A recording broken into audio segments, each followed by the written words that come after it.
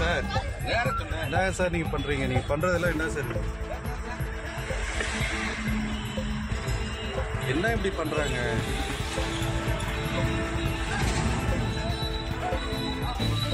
பொன்முடி வழக்கில் எந்த தொடர்பும் இல்லாத ஏழுமலை என்ற நபரை அழைத்து விசாரணை நடத்த வேண்டும் என கூறி போலீசார் மிரட்டுகின்றனர். நாட்டில் வேறு பிரச்சனையே இல்லையா? பொன்முடி சட்டையில் சேறுபட்டதுதான் நாட்டின் பெரிய சட்டம் ஒழுங்கு பிரச்சனையா? இதே வேகத்தில் அண்ணா பல்கலைக்கழக விவகாரத்தை விசாரித்திருந்தால் யார் அந்த சார் என கண்டுபிடித்திருக்கலாம்.